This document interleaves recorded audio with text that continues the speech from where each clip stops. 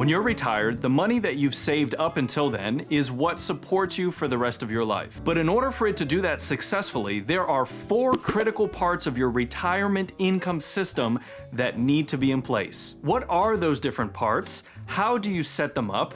How do you maintain them? And how can you maximize your income while making sure you're not overpaying in taxes? These are all things we're gonna cover today, so let's jump in. But first, if you're new here, welcome. I'm Thiago, and I'm with a group of advisors that specializes in helping federal employees plan their retirements. And we created this channel to share what's working with our clients with the rest of the community. So if you're retired or you will be in a few years, consider subscribing to the channel. Okay, here we go. There are 4 major components of a good retirement income system.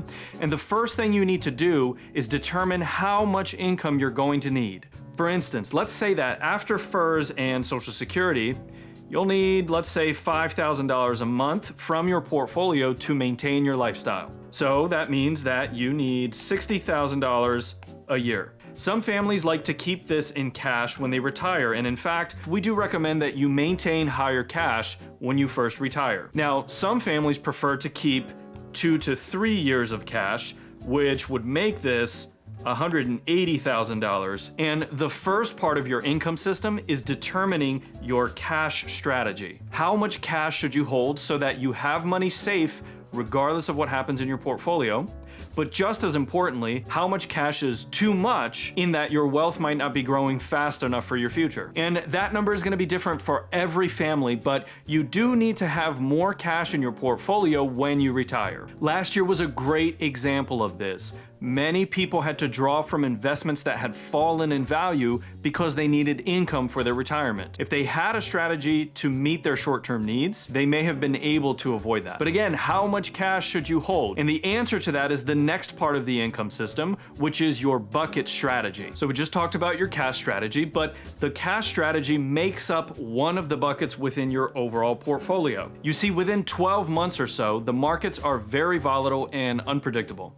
So within a year, the money you need for income should not be invested in stocks. Instead, you're using things like cash or cash equivalents, maybe even short-term bonds. But as you begin to push forward in the timeline, say maybe 1 to 3 years into the future, that's enough time that inflation will hurt your cash, but it's still not enough time to be heavily invested in stocks.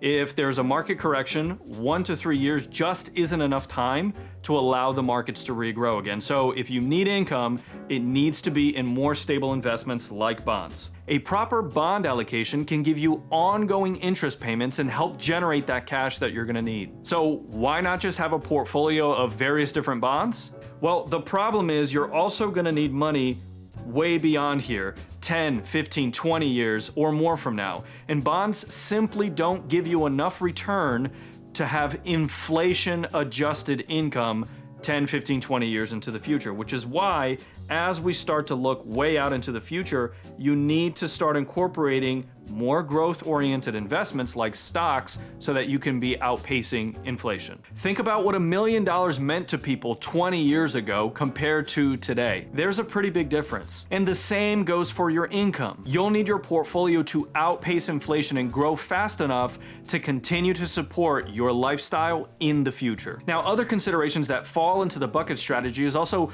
what kinds of investments, stocks versus bonds, which kinds of stocks, which kinds of bonds. For instance, municipal bonds can help you save in taxes because they are exempt from federal taxes, and so maybe that's one of the ways that you want to generate your retirement income. Okay, so the next part of the income system is actually 2 in 1, your distribution and tax efficiency strategy. So by now you know how much income you're gonna need, you've figured out your bucket strategy and which investments will provide you with that income, but now what's the best way to actually take that income? You see, as a Fed, you pay taxes on most of your retirement income, and if you're not careful, you can easily owe bigger parts of your retirement income to Uncle Sam as taxes. Your FERS retirement is fully taxed. Your Social Security is partially taxed. Your traditional retirement accounts like the TSP traditional or IRAs that are traditional, 401ks that are traditional, all of those are fully taxed as ordinary income. So you need a strategy to plan your income throughout your retirement, because at some point in your retirement,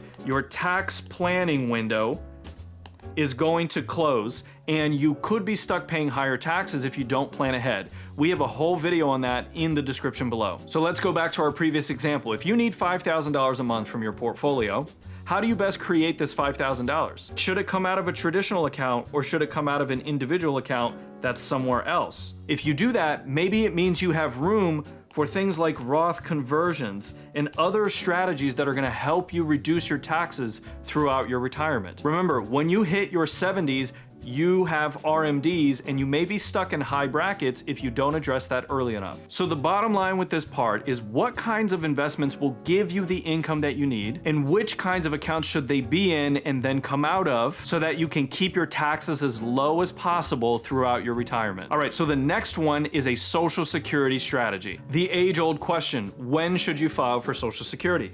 You can take it as early as 62, which is your minimum retirement age, all the way up to 70, which is the maxed out retirement for your Social Security. So should you file and have your spouse wait? Should you do vice versa?